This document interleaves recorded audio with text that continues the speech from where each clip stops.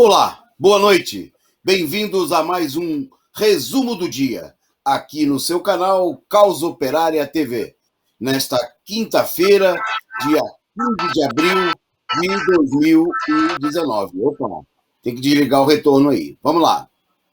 Nosso tema central de hoje não poderia ser outro, senão a decisão do Supremo Tribunal Federal, do plenário, que ratificou a decisão adotada de forma monocrática pelo ministro Edson Fachin de anular as condenações do ex-presidente Lula pela questão da competência do foro.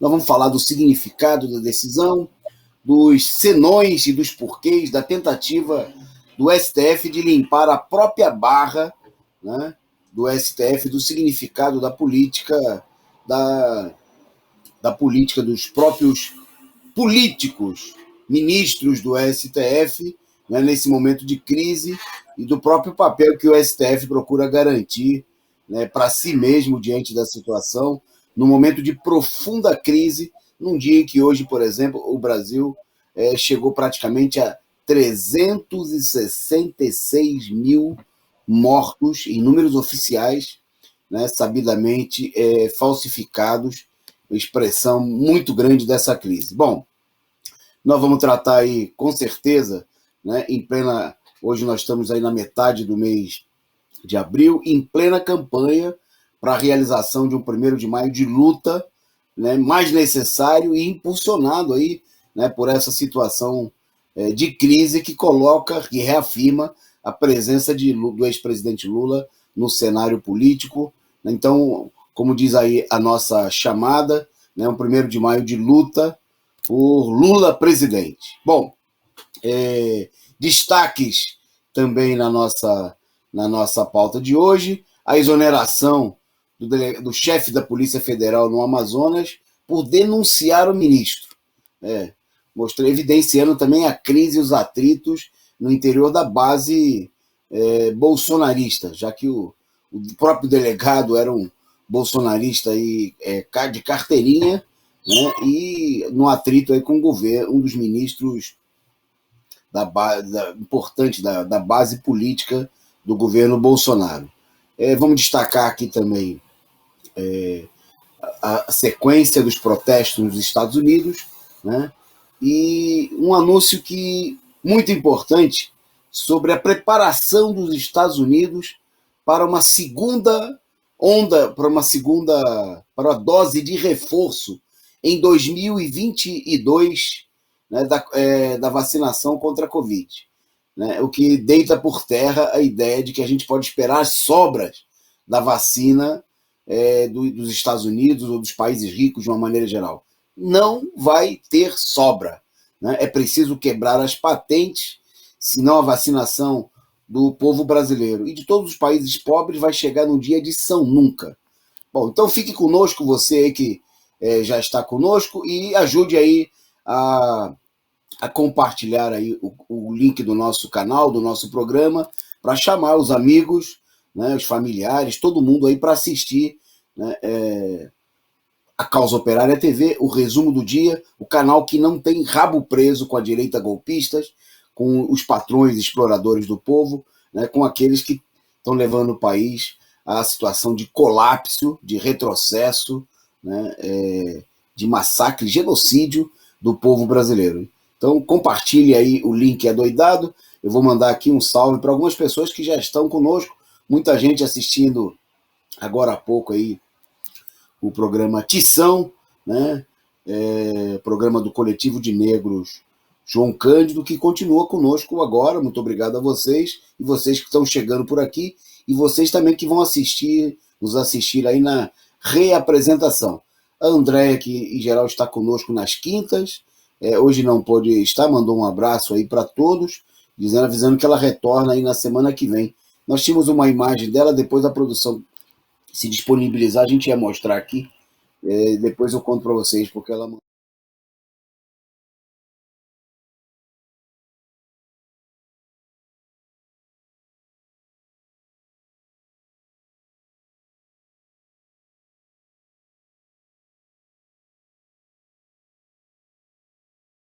para a companheira Maria Ângela Abduche, né, chegando por aqui, o companheiro Ernesto Abdala Filho, né, diretamente da Europa, que chegou por aqui já mandando aí o seu superchat, a sua contribuição, muito importante, né, para sustentar aí a nossa, o nosso trabalho. Tá aí a imagem da companheira Andréia, tá aí. Pode colocar, produção.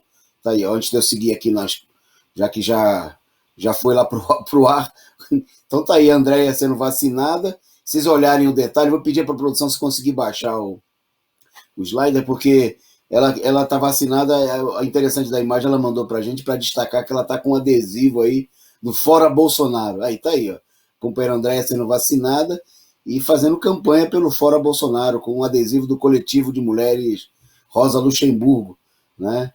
Tá aí, um abraço para a companheira Andréia. Semana que vem ela está aqui de volta conosco.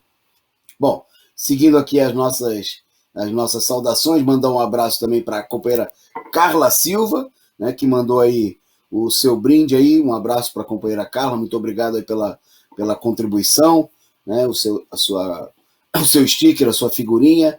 Desta vez eu consigo, a companheira Ana Matos, né, chegando junto por aqui também, o companheiro Carlos Santos, sou eu, a companheira Maria Ângela Abduche, também mandando aí a sua figurinha super simpática, o Alisson, bom, a todos vocês, né, pedindo que vocês sigam aí, vocês e todos que nos assistam aí, sigam aí o bom exemplo do Ernesto Abdala Filho, do Desta Vez Eu Consigo, né, que mandou também a sua contribuição, Carla Silva, a Maria Ângela Abduche, mande aí a sua contribuição, contribui, ajude a sustentar esse canal combativo, revolucionário, né, a serviço da mobilização, da informação como uma arma, né, de mobilização, de esclarecimento dos trabalhadores e de todo o povo para lutar, né, contra o regime golpista, contra o regime de opressão que a gente vive. Boa noite aí para a companheira Simone, né, que elogiou aqui a nossa caneca.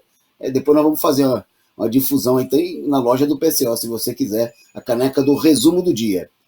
Para você tomar aquele chá à noite, ou vinho, né, como a companheira Carla que nos manda aqui a sua caneca com vinho, né, virtual, mas você pode adquirir a caneca aí do resumo do dia e tomar, né, de verdade aí o seu chá, o seu vinho, né, a sua água, seja como for. Um abraço, então, a nossa saudação a vocês e vamos lá. Vamos aí a pauta do nosso programa. Vamos começar destacando aí os últimos dados sobre a situação da Covid no país, né? Nos chama a atenção que na imprensa capitalista essa situação é apresentada aí com uma certa normalidade, vai para as entrelinhas, né? Qualquer acontecimento efêmero vira manchete dos jornais, mas a situação da pandemia, há um claro esforço da imprensa golpista, dos governantes, de tratar a situação com relativa normalidade. Pois bem, nas últimas 24 horas, segundo os dados das secretarias estaduais de saúde e do consórcio da imprensa golpista, divulgados agora à noite, agora logo após, por volta das 20 horas, 3.774 pessoas perderam a vida no país por conta da pandemia.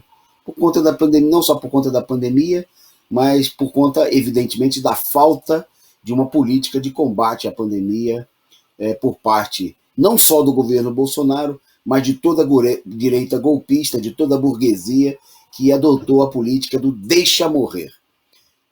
O país se aproximou aí de 366 mil mortes. Tem um quadro aí, se a produção conseguir disponibilizar para a gente. Tá aí. Que mostra aí a situação no conjunto do país, né? A situação que não retroage, né? Muito pelo contrário. Vocês vejam aí no quadro, né, destacado aí na imagem, nós temos aí mais de 86 mil mortos em São Paulo, né? Enquanto o cínico do governador relaxa, né, anuncia o relaxamento de uma de uma política de isolamento que de fato nunca existiu, né, a não ser para garantir o que nós vimos no Rio de Janeiro ontem, e uma indústria, a verdadeira indústria da multa, com mais de 1.000 multas por dia, né, passando de 7.000 multas em 6 dias, né, e Rio de Janeiro que ocupa aí o segundo lugar no país em número de mortos, com mais de 40.000 mortos. Né. Na sequência, pelo número total de pessoas mortas, pessoas falecidas, depois de São Paulo e do Rio de Janeiro, vem aí Minas Gerais, que é o segundo número de casos, né, com mais de 1.250.000 e 29 mil óbitos. Né. Logo em seguida, o Rio Grande do Sul, né, que tem 910 mil casos e 23, já praticamente quase 23 mil mortos. 22.798, segundo esses dados aí que são os dados divulgados à tarde pelo Ministério da Saúde, né, e que destoam do total divulgado agora à noite, se vocês olharem, né, desta feita aí a diferença chega a quase 200. É a avacalhação da própria informação, né, de fontes diferentes para... porque não tem importância, né? Para que ser preciso? Porque todo mundo sabe que tanto os dados divulgados à tarde pelo Ministério da Saúde, como à noite pelo consórcio da imprensa golpista, supostamente com base nos dados das secretarias estaduais de saúde, são falsos. Né? Já inúmeros estudos que demonstram que esses números são pelo menos 50% maiores. Quer dizer, nesse momento o país já teria, com certeza, mais de 500 mil de mortos, né, com sintomas da Covid. Porque os dados divulgados, que a gente sempre repete isso porque é importante, né, querem nos fazer esquecer, com base aí no número de testes, nem de longe corresponde à realidade, já que não há testes em massa, né, e muitas pessoas vêm a óbito antes mesmo de serem testadas. Há milhares de pessoas também morrendo em casas, né, nas casas, nos asilos, e por aí vai nas ruas, sem ser submetido a testes.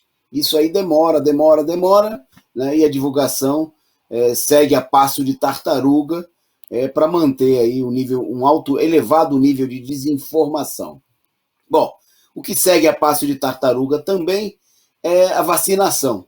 Né? Nesse momento, segundo os dados oficiais, o país teria vacinado cerca de 25 milhões e meio de pessoas com a primeira dose, né? O que equivale aí a 12% da população brasileira. Né? No total, 8 milhões e menos de 8 milhões, pouco mais de 8 milhões e 500 mil teriam tomado a segunda dose, né? E vem acontecendo, que corresponde a 4% apenas da população que estariam supostamente imunizados, né, tendo tomado a primeira e a segunda dose em todos os estados e no Distrito Federal. Bom, e a gente vem vendo a oscilação, com estados aí declarando, aí, suspendendo a vacinação, né, em diversos níveis. A média nacional é de 12%, mas o estado que tem, nesse momento, o menor percentual de vacinados dos estados são o Amapá, com 8,4% de vacinados, o Maranhão, com 9,05%, Mato Grosso, com 8,4% também, né, por cento de pessoas da população vacinada, e Tocantins com 8,8% dos vacinados. Mas os estados que têm a média nacional, como eu já me referi, é 12%, né, mas o estado que tem maior índice de vacinação chega a apenas 13,5%. Isso com a primeira dose. Né? É a situação exclusivamente com a primeira dose, né, mostrando aí, né, que, quer dizer, nesse ritmo, nós vamos a passo de tartaruga, mais de 4 anos, né, para vacinar toda a população. Lembrando, como nós destacamos ontem, né, que mesmo nessas condições, o governo Bolsonaro, com apoio de toda a direita, ontem, mais uma vez, se posicionou na Organização Mundial do Comércio, na OMC, contra a quebra das patentes, né, favorável, né, à política de manter a vacina sob o controle dos monopólios como instrumento, né, de fortuna, de enriquecimento de bilhões nas mãos dos grandes laboratórios farmacêuticos do país. Política que é defendida por toda a direita no Brasil e no mundo, né? Porque, em primeiro lugar, para os capitalistas, acima de tudo, o lucro, né, dos parasitas, né, que lucram, que estão ganhando rios de dinheiro com as mortes de milhões de pessoas, né, que fazem dessa situação de desgraça, de sofrimento, né, de todo mundo, de países, de populações no mundo inteiro afetadas por pela pandemia, motivo aí para os altos preços das vacinas, né, para os grandes lucros, monopólios incapazes, inclusive, de entregarem aquilo que se comprometeram, né, tem crise, não é só no Brasil que tem atrasos, né, no continente europeu, em vários lugares do mundo, muitos países, e não são poucos, muitos mesmo, sequer receberam absolutamente nada da vacina, né, estão entregues aí à própria sorte, e depois nós vamos falar dos números gerais, né, com a situação, por exemplo, nesse momento tem uma explosão de casos em países como a Índia, né, que é um dos países, um dos centros de produção da vacina, né, só que a vacina é produzida na Índia por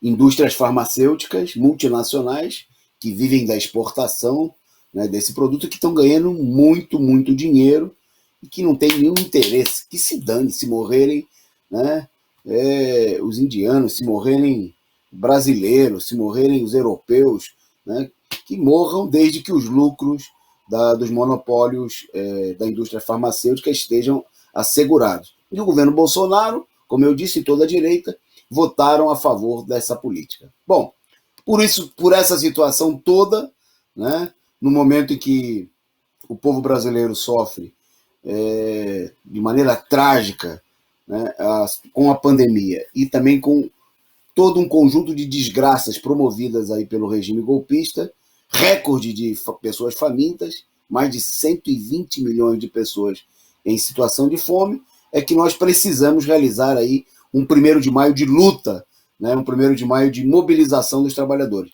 Então, no programa de hoje e nos próximos, com certeza, nos próximos programas até o final desse mês, né, e em toda a nossa programação, nós vamos dar aqui muito destaque à importância, né, da mobilização no Dia Internacional de Luta da Classe Trabalhadora, o dia 1º de maio.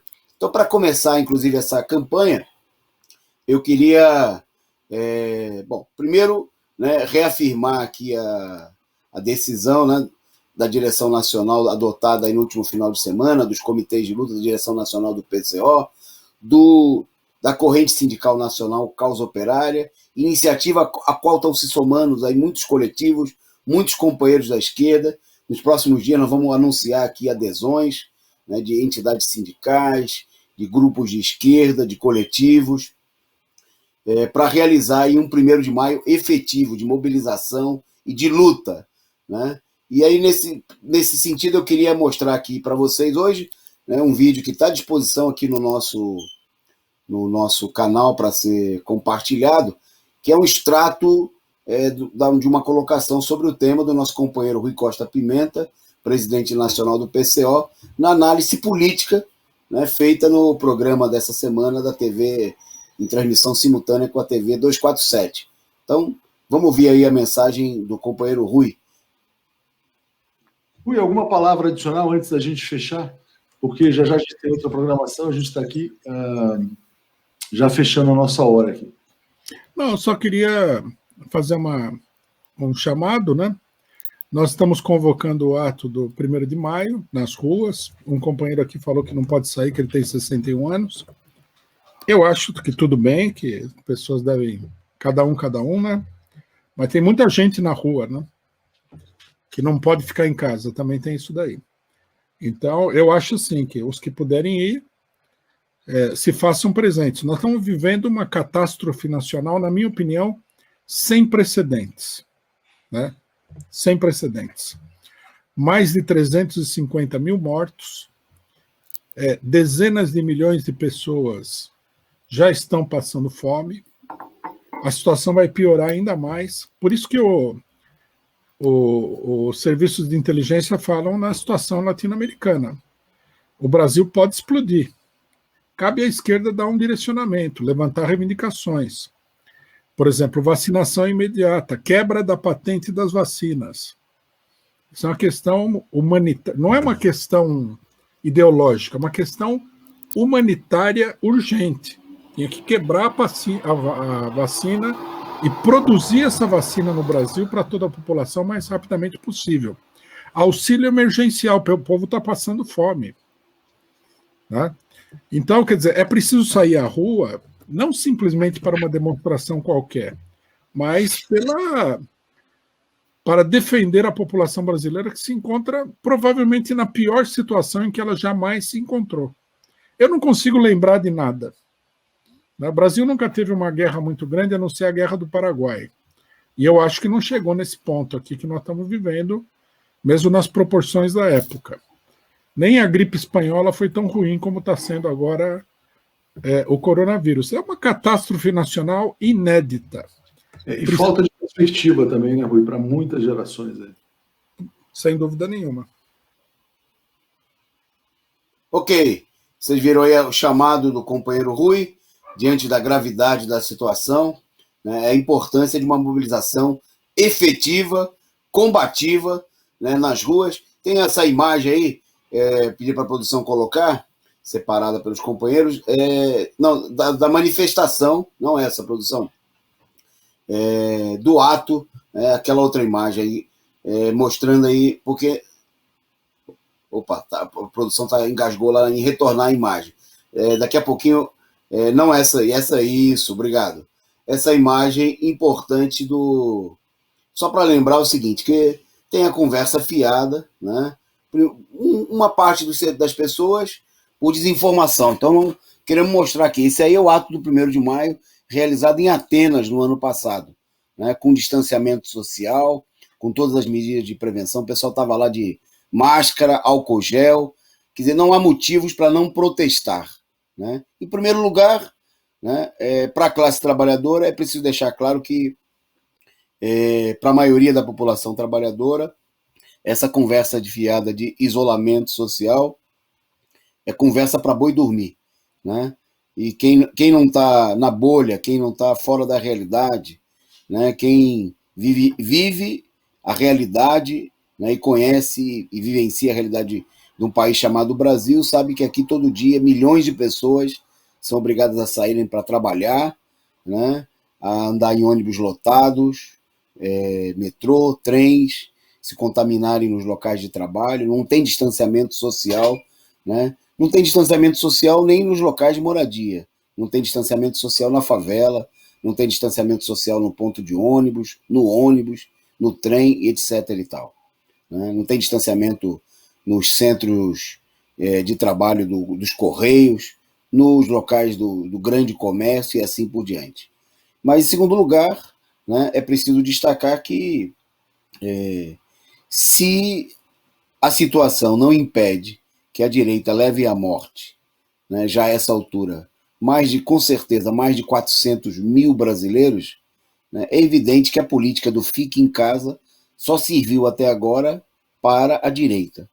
A política de tentar impedir, né, que os trabalhadores, que as suas organizações se mobilizem, protestem, né, levem adiante uma luta pelas suas reivindicações, né, contra a fome, contra o genocídio, contra o desemprego, obviamente que isso só serviu não preservou uma única vida.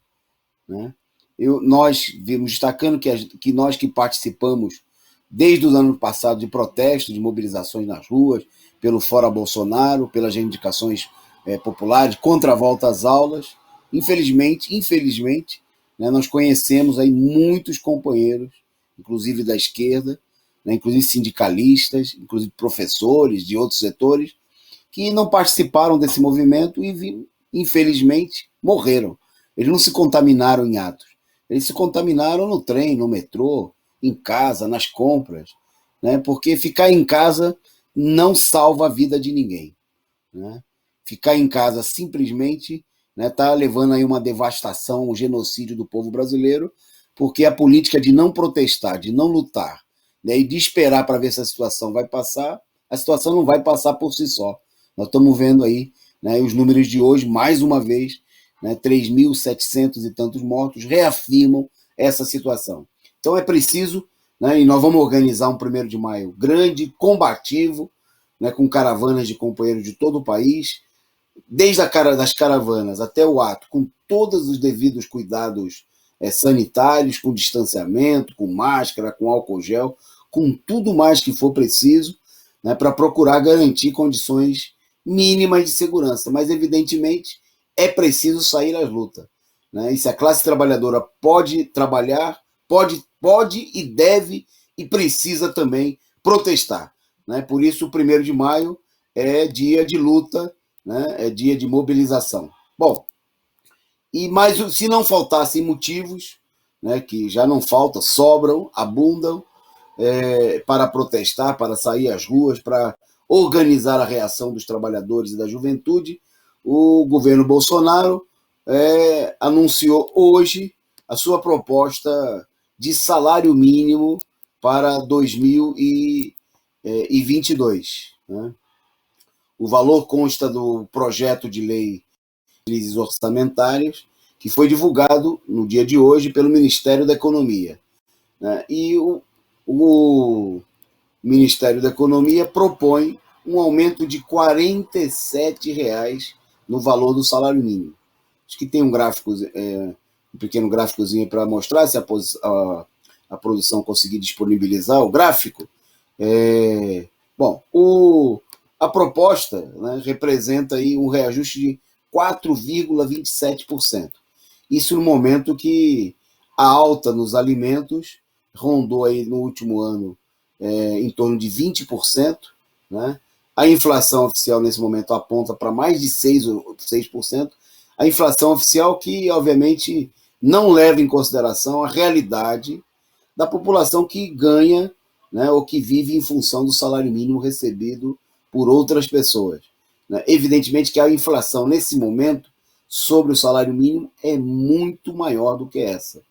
Né? Uma vez que o que acontece com a população que ganha salário mínimo, valores próximos, assemelhados, influenciados pelo salário mínimo, é que a maior parte do salário, por exemplo, está destinado justamente à alimentação, né?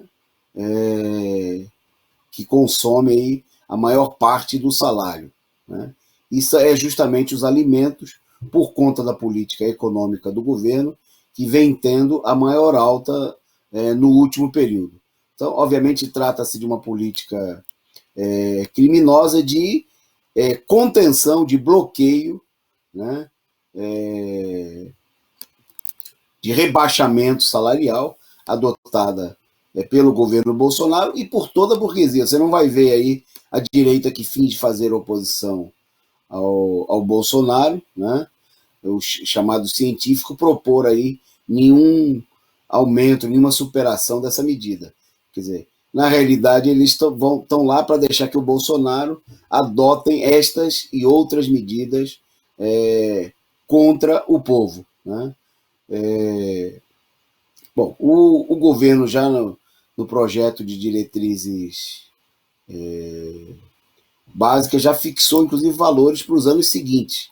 Né? 1.188 em 2023 e 1.229 em 2024.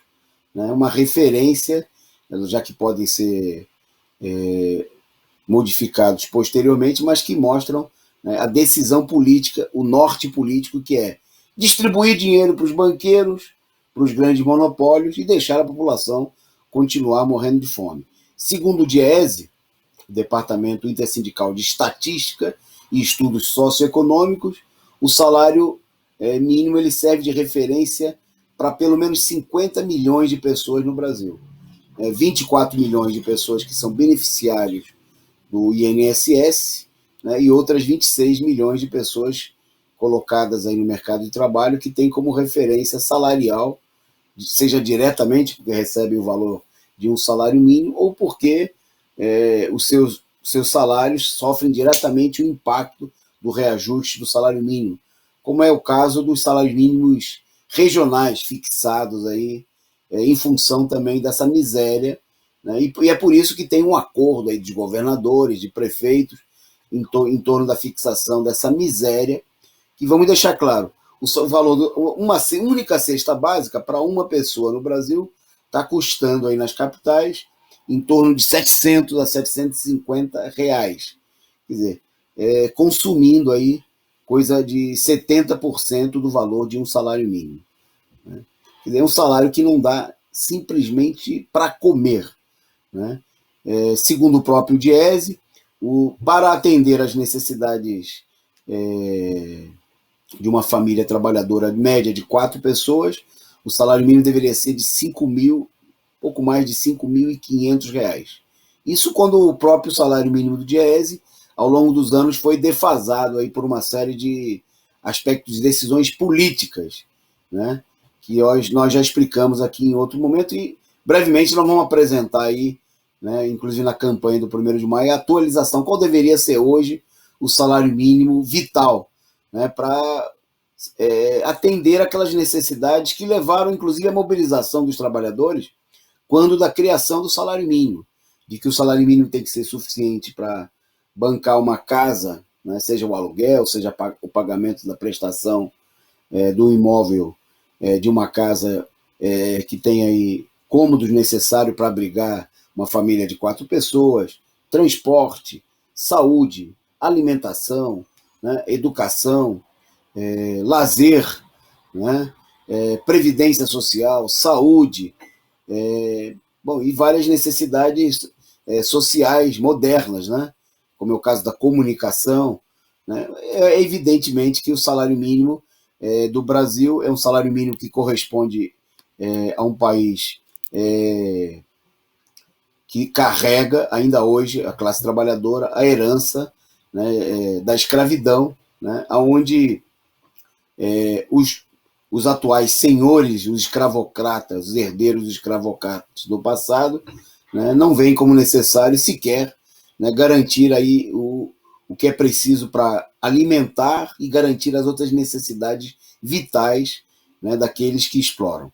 Né? E é por isso que essa deveria ser, quando a gente vê aí setores da esquerda reivindicar aí, por exemplo, um auxílio emergencial, né, de R$600, quer dizer, não defender nem mesmo o valor do salário mínimo do Bolsonaro, mostra que é um abandono, né, da defesa elementar, né, de que o trabalhador precisa ganhar pelo menos aquilo que, segundo a própria Constituição, está escrito lá no artigo 7º da Constituição brasileira, seria o mínimo, né, como um direito para sustentar o trabalhador e a sua família, né, com condições elementares. Bom, então, diante dessa política, Bolsonaro e toda a direita propõem aí reajuste abaixo da inflação, quer dizer, redução salarial para seguir matando aí a população de fome. Bom, vamos para o nosso principal tema da nossa pauta, não sem antes a gente mandar aqui mais uma saudação para o pessoal que foi chegando aí, algumas pessoas, em nome deles, saudar todo mundo aí, a Silvana, né, fazendo saudação aí ao 1º de maio de luta e resistência, diz ela, o companheiro Alisson, o companheiro Sérgio Salgueiro,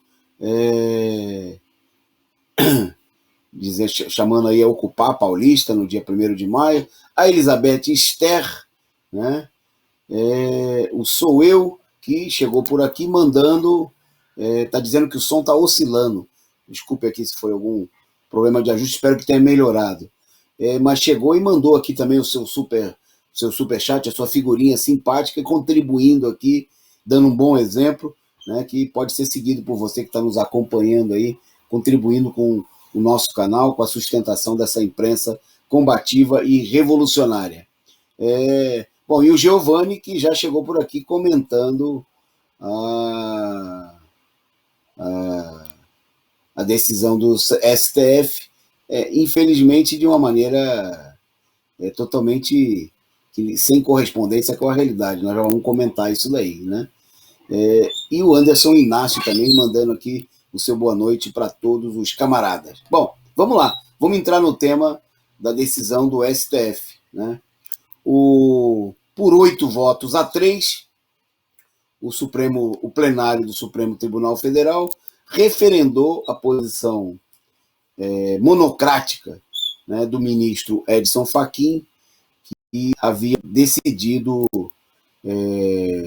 pela anulação das condenações do ex-presidente Lula na 13ª Vara Federal de Curitiba por um problema de competência do fórum, né?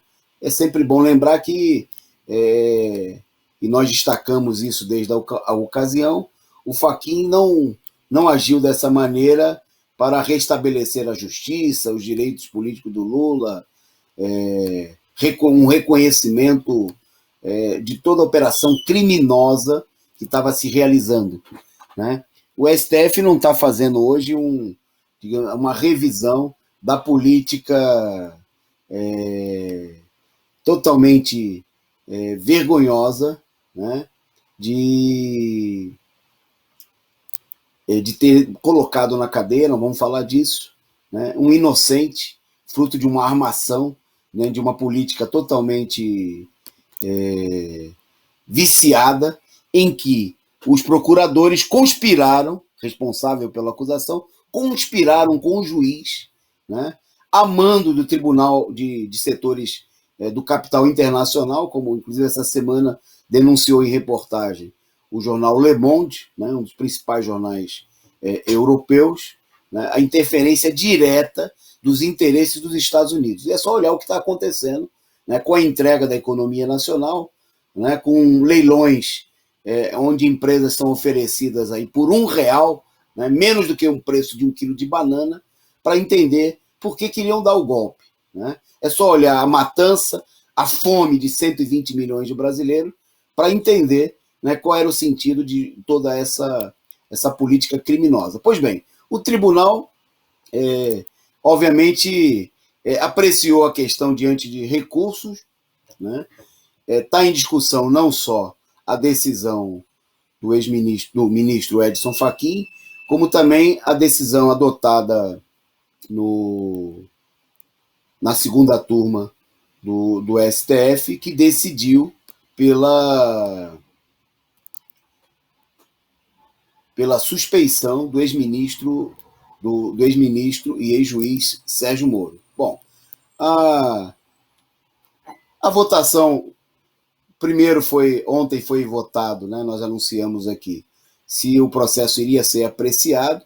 Já naquele momento, né, alguns setores denunciaram o caráter arbitrário da própria votação em si, né, do fato, por exemplo, que a decisão da segunda turma estivesse sendo levada ao plenário, né, coisa totalmente incomum, o que se tratava, e se tratou, e vai se tratar, né, de uma questão de todo esse caráter arbitrário, porque diz respeito ao ex-presidente Luiz Inácio Lula da Silva.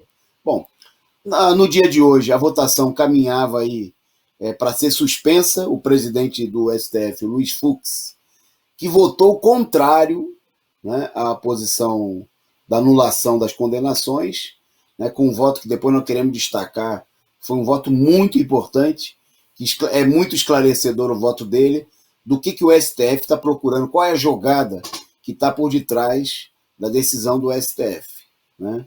Bom, mas procurando dar uma aparência constitucional ao regime do golpe de Estado de 2016, o plenário do STF deliberou, então, iniciou a deliberação sobre essas duas decisões que já haviam sido adotadas. A primeira de maneira monocrática pelo Fachin, e a segunda, a suspeição do Moro, adotada pela segunda turma da Corte Suprema. Pois bem, todo um palco foi armado, né, procurando se dar a aparência aí de que os imperiais senhores da capa preta eles estariam decidindo com neutralidade e de forma imparcial, né? Coisa que a gente não viu em absolutamente nenhum momento do golpe, né? Havia a votação, ela acabou acontecendo e foi suspensa quando já estava estabelecido um placar que pode ser alterado, né? Porque o julgamento não se encerrou e pode haver alterações do voto, mas quando o placar já estava estabelecido em 8-3, né? Já que o presidente anunciou que o Fux não participaria da votação, porque estava com problemas de saúde entre os familiares ou coisa parecida, mas ele acabou entrando alegou que estava entrando pelo celular e deu o seu voto, no caso dele também favorável à posição do ministro Edson Fachin. Bom, aqui é bom que se diga que o Fachin está procurando fazer é justamente preservar a Operação Lava Jato, né?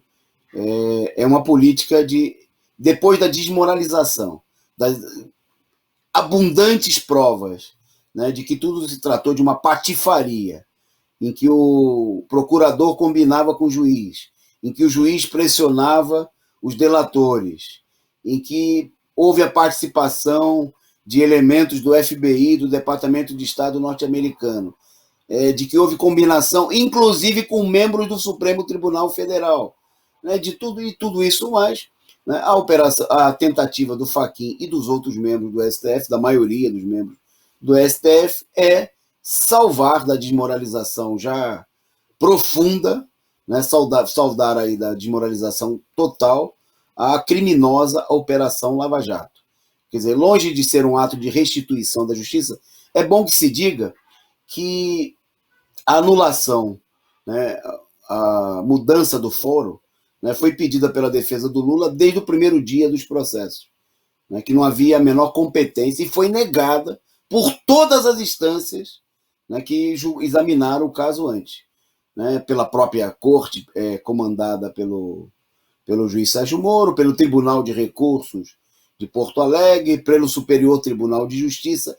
5 anos, né, durante 5 anos, né, aquilo que agora os ministros do STF dizem que é um direito líquido e certo, como hoje se ouviu falar várias vezes, que é um direito líquido e certo, né, de qualquer réu ter direito a um foro competente, né? Foro esse que deve ser sempre da própria cidade onde ocorreram os fatos que são alegados, né, as acusações que são imputadas, né, e sempre que possível próximo ao local de moradia do réu, né?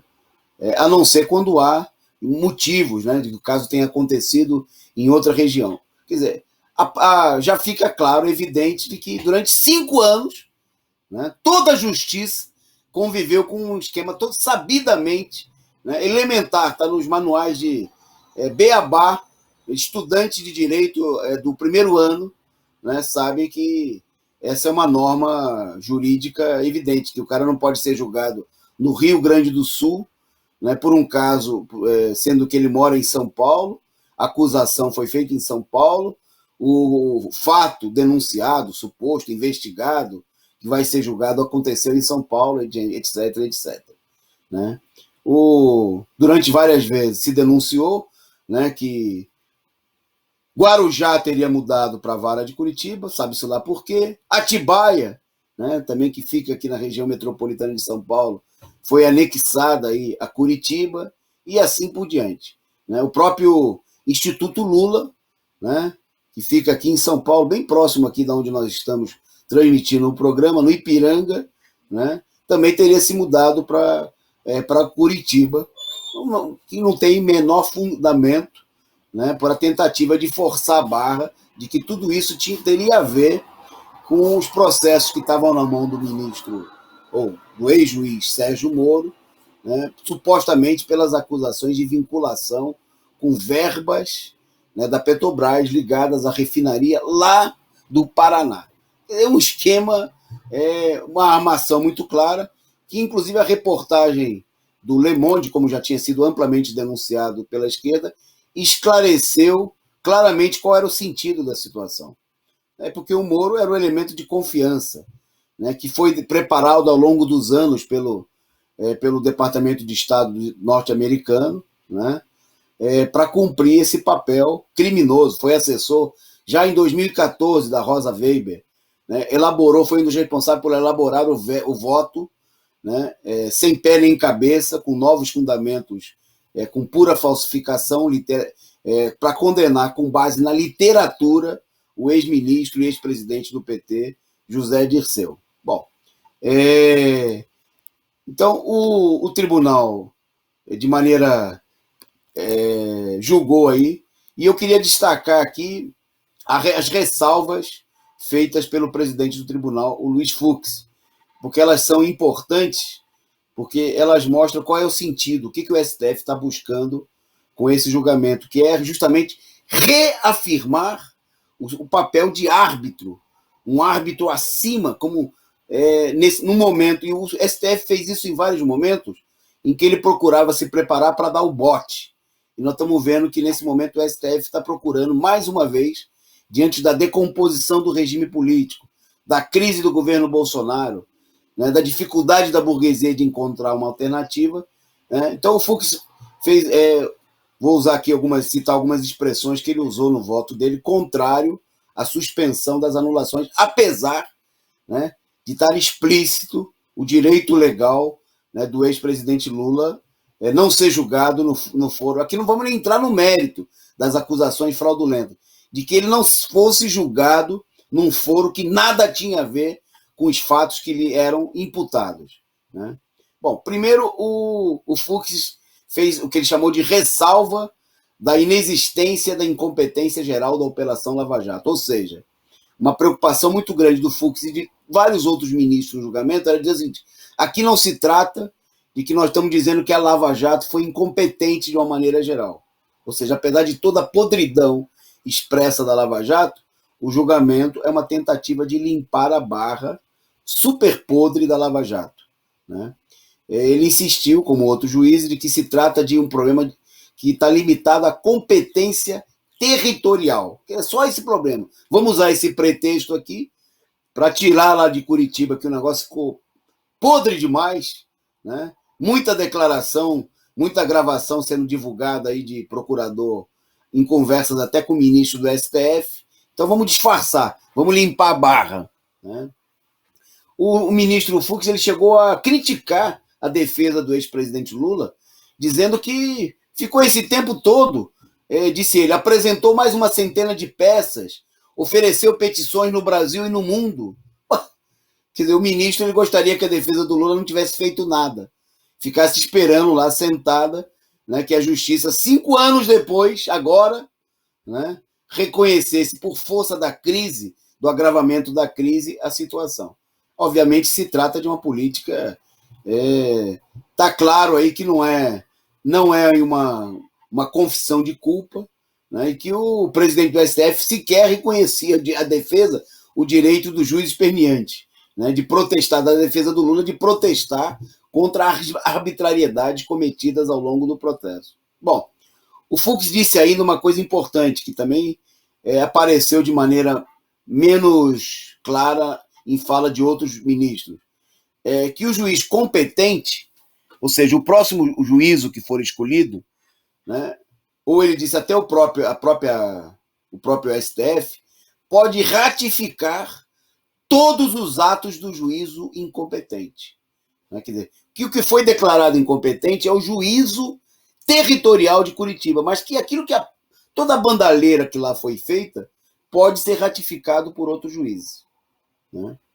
Eu acho que isso aqui talvez seja o mais importante. O que eles estão apontando com isso? Não contem, né, de que a parada está jogada. Porque tudo que foi que nós jogamos agora, disfarçamos aqui, tiramos de cena, porque não dá para sustentar a desmoralização, né? O próprio Gilmar Mendes reconheceu no julgamento na segunda turma de que, fosse qual fosse o resultado, o negócio já está mais do que desmoralizado. Então eles estão procurando, né, com essa decisão, resgatar um mínimo de autoridade aí do STF, inclusive para legitimar outras medidas, seja de perseguição ao próprio ex-presidente Lula, seja de violação dos direitos democráticos. Quer dizer, resgatar, né, no momento, inclusive, que o STF procura agir com enorme parcialidade e é um dos pilares fundamentais de sustentação do regime golpista. Veja-se a decisão adotada aí nos últimos dias de intervenção no Senado Federal, de cassação de mandato de deputado, de parlamentar da Câmara dos Deputados. Quer dizer, o que está mostrando que o STF está procurando limpar a própria barra, porque diante do risco da crise, uma situação de mais de 500 mil de mortos, né, da crise no país, eles querem aí se resguardar, né? Eles que são totalmente cúmplices de toda essa política, se resguardar para atuar nessa situação. Bom, eu queria destacar aqui, evidentemente, um aspecto importante da crise é que, ao anular as condenações de Lula, né, ainda ficou para ser decidido aí, na próxima quinta-feira, a questão do fórum, já que para onde iriam, né, os processos contra o ex-presidente Lula, já que o ministro Fachin reiterou sua posição de enviar para o Distrito Federal, que também não é o fórum, não tem nada a ver com o ocorrido, e o ministro Alexandre de Moraes defendeu que sejam transferidos para o Fórum de São Paulo, né, que os processos sejam julgados em São Paulo. A situação, ela por hora, ela equivale, né, obviamente, à anulação de todas as condenações, né, como no caso do triplex do Guarujá, né, do sítio de Atibaia, né, o triplex do Guarujá já foi julgado em segunda e terceira instância, e o sítio de Atibaia que tinha condenação confirmada em segunda instância. E as doações do Instituto Lula, né, que ainda não foram julgadas. Tudo isso seria transferido para o novo foro a ser decidido pelo STF na quinta-feira, né? Bom, com isso, a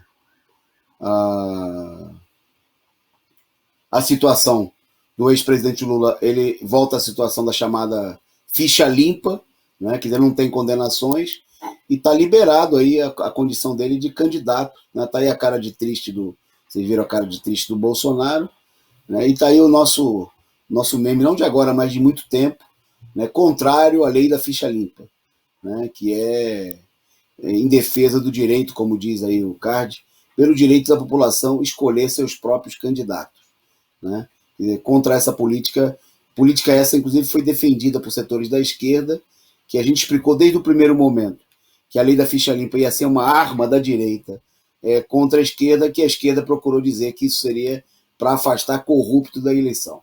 Bom, por último, sobre esse tema, que obviamente vai ser tema de debate nosso aqui nos próximos programas, em outros programas do nosso canal, e você pode acompanhar também uma análise no diário Causa Operária, causaoperaria.org.br, né, sobre o tema nos próximos dias. Eu queria destacar uma coisa importante, né, que o judiciário ficou claro no julgamento de hoje, mais uma vez, não é a primeira vez que isso acontece, que o judiciário deixou o Lula preso para eleger Bolsonaro. Não tinha foro competente, já foi julgado no ano passado que ele tinha direito ao habeas corpus para responder em liberdade, isso só foi reconhecido no final do ano passado. E por que Lula, então, ficou preso por 580 dias? Porque esses políticos do STF, que agora querem limpar a própria barra e se passarem por bons moços, eles deixaram Luiz Inácio Lula da Silva preso. Primeiro ser condenado injustamente, depois preso por 580 dias, justamente para eleger Bolsonaro. Eles, né, assim como toda a direita golpista, são pais do Bolsonaro. E são genocidas, são cúmplices do genocídio do povo brasileiro, porque agora eles revêem a decisão, pressionados pela situação. Mas e a vida de 400 mil brasileiros que se foram? E a miséria e a fome de 120 milhões de pessoas por conta da vitória que eles garantiram para a direita com Bolsonaro, Dória, Witzel, Ratinho, né, e toda essa escória que o povo brasileiro está tendo que suportar. Quem é que paga por isso? né? Agora eles fazem discursos, fingem-se de isentos, independentes. STF, genocida, né? Os homens e mulheres que compunham o STF em 2018, né, e que foram cúmplices de toda essa política, são sócios do Bolsonaro, do Dória e de toda a direita, de tudo isso que está acontecendo com o povo brasileiro. E por isso não temos aqui nenhuma posição de simpatia, né, por gente que não denunciou, que não se posicionou contra, que votou a favor da prisão do ex-presidente Lula, que antes, né, já tinha garantido aí o golpe, a derrubada da presidenta Dilma Rousseff, sem nenhum crime, né, sem nada, como uma aberração jurídica, política, etc, etc. São criminosos, tão criminosos, né, como os chefes dos partidos da direita, são sócios, são pais do Bolsonaro. E agora, como diz o ditado popular, né, filho feio não tem pai, todo mundo quer se livrar da responsabilidade, quer se livrar da paternidade. STF, vocês são pais do Bolsonaro, vocês são sócios do genocídio, vocês são genocidas, tal como, né, em diferentes níveis, mas tal como o Bolsonaro. Porque sem vocês, o Bolsonaro não teria sido possível. Assim como sem os chefes militares, né, e tantos outros responsáveis, né, pela paternidade, aí, por terem levado o governo ilegítimo, a existência do governo ilegítimo de Jair Bolsonaro. Bom, em frente na nossa pauta, destacando aqui rapidamente que o chefe da Polícia Federal no Amazonas foi exonerado do cargo por denunciar o ministro. A direção da Polícia Federal resolveu trocar o chefe da PF no Amazonas depois que ele enviou ao Supremo uma notícia-crime contra o ministro do Meio Ambiente, o Ricardo Salles, né? O delegado, ele denunciou o ministro por conivência, por obstrução da investigação ambiental, advocacia administrativa e organização criminosa. Ele acusou o ministro de conluio com os madeireiros, né, que estão levando aí a devastação ambiental na Amazônia. Bom, e o resultado da crise é que o delegado, que aparece aí na imagem para vocês, ele foi substituído aí, depois de ter saído atirando. Já, com certeza, depois da notícia crime, ele já estava jurado de demissão, de exoneração do cargo, né, de chefe da PF no Amazonas. Ele que, inclusive, deu entrevista, explicou que era bolsonarista de carteirinha, né, defensor da política do Bolsonaro, mas que ele, inclusive, denunciava o seguinte, que a forma como o ministro defende as madeireiras prejudica empresas legalmente constituídas, inclusive empresas madeireiras legitimamente, segundo as palavras deles, organizadas e constituídas na região, uma vez que os bolsonaristas estão vinculados diretamente aí a setores que agem na ilegalidade, não passam nem pelo verniz da legalização para camuflar a sua atividade de devastação ambiental e de exploração predatória da Amazônia, porque evidentemente que a riqueza e a produção na Amazônia deve e pode ser explorada em favor do povo brasileiro, mas obviamente não da maneira, né, entreguista, devastadora como atua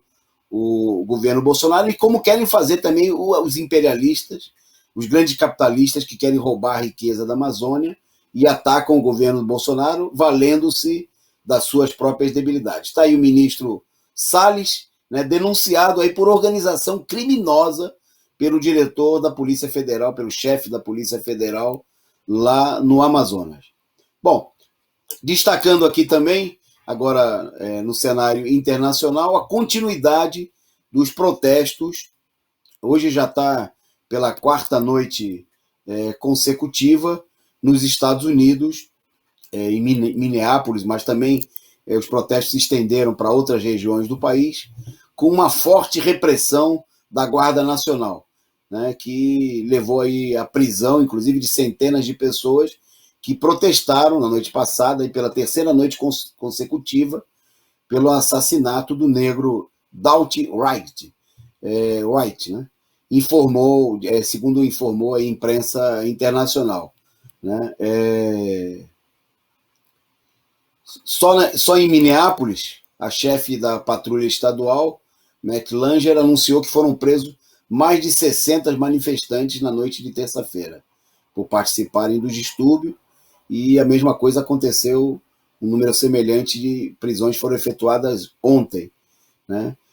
A cada dia, milhares de pessoas, números estimados aí, entre 8 e 15 mil pessoas vêm se reunindo em frente ao departamento de polícia, né?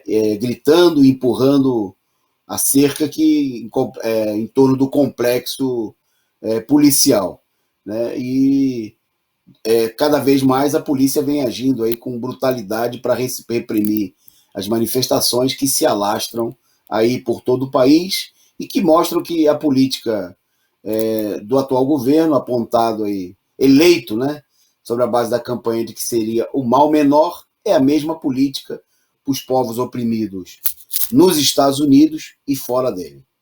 Bom, por último, no cenário internacional, destacar aqui uma nota importante também sobre os Estados Unidos, que anunciaram que vão se preparar para uma campanha, para uma dose de reforço contra a Covid-19 dentro de um ano, né? Foi divulgado aí pela imprensa internacional, pela Reuters, pela agência de notícias, que os Estados Unidos já estão se preparando para a possibilidade de uma segunda, não de uma segunda, no caso, de uma terceira dose, um reforço da vacina, que pode ser necessário entre 9 e 12 meses. Isso aqui é importante porque mostra uma perspectiva geral, quer dizer, a estimativa nesse momento, né, ainda não há estudos conclusivos, uma vez que as vacinas foram aprovadas há menos de um ano e começaram a ser aplicadas aí no máximo a coisa de 4 meses, ainda não se tem uma avaliação, uma conclusão definitiva, né, sobre a duração da imunidade adquirida após a vacinação, né.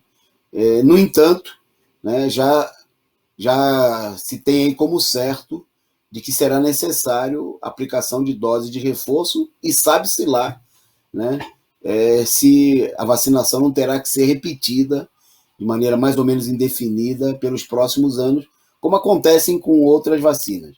Bom, a notícia, além de levantar aí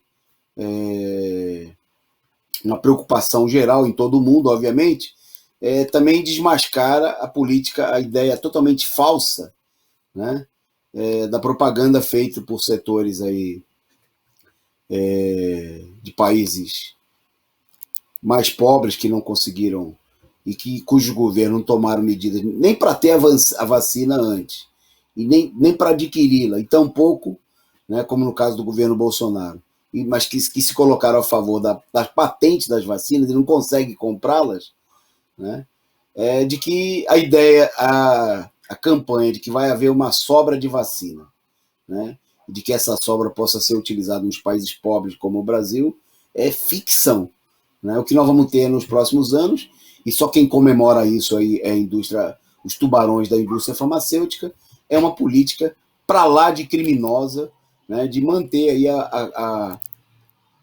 o processo de vacinação como um verdadeiro processo lucrativo para os tubarões da indústria farmacêutica. Bom, gente, nós vamos terminar por aqui, mas não saiam ainda, não é o último tema, né? Nós queremos encerrar o programa, assim como a gente mostrou no começo aí do vídeo do companheiro Rui, chamando aí a mobilização do 1º de maio. Eu queria mostrar para vocês aqui, levar ao ar no nosso programa, né, para encerrar o nosso programa, um vídeo que nós fizemos hoje aí para explicar a importância, né, do 1º de maio como um dia de luta contra a fome e contra o desemprego, né, que são dois dos eixos fundamentais, né, do 1º de maio, que o PCO, os coletivos de luta de todo o país, a Corrente Sindical Nacional Causa Operária, estão organizando o 1º de maio, que vai ter como ato central, ato nacional, né, o ato que nós vamos realizar na Avenida Paulista.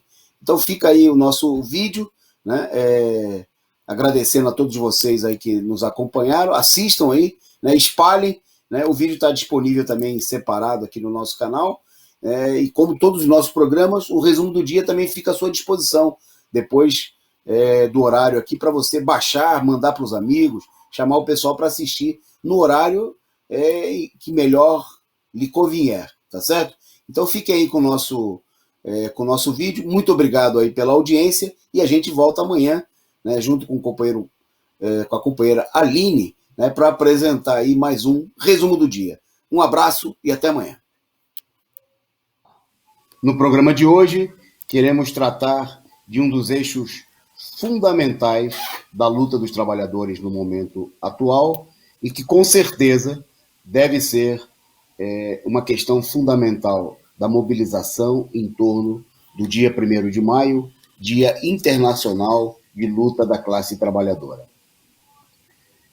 Na última semana, foram revelados estudos que apontam que o Brasil tinha, no final de 2020, cerca de 117 milhões de pessoas em situação de insuficiência alimentar. Um nome bonito para, na realidade, ocultar a palavra fome. Se atualizarmos os dados da situação que vem se agravando desde o final daquele ano, inclusive com 3 meses em que não houve o pagamento sequer do miserável auxílio emergencial, que começou sendo de R$600 em março do ano passado e terminou o ano no valor de R$300, para finalmente ser suspenso pelo governo Bolsonaro. Nós temos uma situação que se agravou ainda mais e, com certeza, nesse momento, mais de 120 milhões de pessoas em situação de fome em todo o país. Ou seja, quase 60% da população brasileira comendo quando pode, comendo aquilo que é possível, já que não possuem as condições mais elementares para se alimentarem devidamente. Isso é resultado, obviamente, da situação de colapso de conjunto do país, da enorme crise capitalista e que se agrava com a situação da pandemia. Situação cuja resposta dos capitalistas, além da política de deixar morrer, de não adotar nenhuma medida efetiva para combater a pandemia, não há vacina, não há testes em massas, não há investimentos na saúde. Pelo contrário, do orçamento destinado ao combate da pandemia no ano passado, deixaram de ser gastos nos cofres públicos mais de 80 bilhões, dos quais 21 bilhões eram destinados ao pagamento de auxílio emergencial. A situação se agrava também pela enorme onda de demissões, de desemprego que nós temos nesse momento no país. Como nós vimos com o fechamento de muitas empresas, como foi o caso da Ford, que depois de receber mais de 20 bilhões em subsídios do governo brasileiro, fechou as suas portas, está fechando a empresa, parando de produzir no país e colocando no olho da rua milhares de trabalhadores e provocando outras dezenas de milhares de demissões em setores vinculados à produção de automóveis. É o caso da recente demissão também, que nesse momento, contra a qual se levantam os trabalhadores da LG, lá aqui mesmo na região, na cidade de Taubaté. Os patrões têm como única política, diante da crise, garantir os seus lucros, os seus interesses e descarregar o peso da crise nas costas dos trabalhadores. Contra essa política é necessária uma forte mobilização, um enfrentamento dos trabalhadores e das suas organizações contra os patrões e os governos responsáveis por essa política. Nesse sentido, o dia 1º de maio, Dia Internacional de Luta da Classe Trabalhadora, deve se constituir numa trincheira de luta, num momento de forte mobilização em torno das reivindicações fundamentais dos trabalhadores, como é o caso da luta contra a fome e da luta contra o desemprego. Em torno dessas reivindicações, é preciso organizar uma ampla mobilização, sair às ruas em defesa de um auxílio emergencial de verdade, que hoje deveria ser de pelo menos um salário mínimo. Salário mínimo esse que precisa ser reajustado para atender às necessidades vitais de uma família trabalhadora.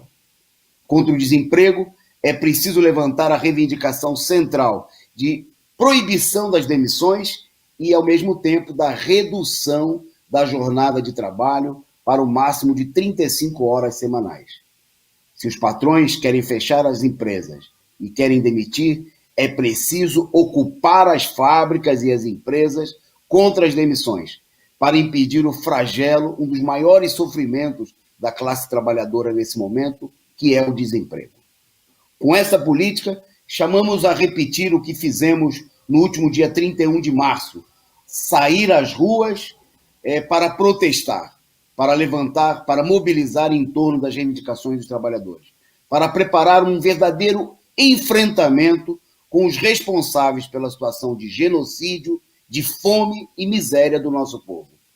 Vamos organizar um grande 1º de maio de luta, com distanciamento social, com as devidas medidas, como foi feito, por exemplo, no ano passado, em vários lugares do mundo, né, para protestar, não só para celebrar o dia 1º de maio, Dia Internacional de Luta da Classe Trabalhadora, mas para, nesse momento, impulsionar uma forte luta pelas reivindicações fundamentais, a defesa da vida, a defesa do direito, do necessário, da alimentação, né, da luta contra a fome e contra o desemprego que atinge milhões de brasileiros.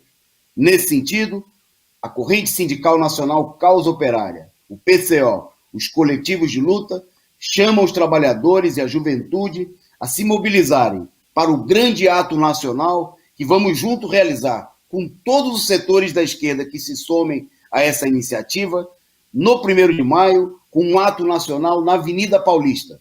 Dia 1º de maio, vamos às ruas contra a fome, contra o desemprego e pelas demais reivindicações dos trabalhadores. Um abraço e até o próximo programa.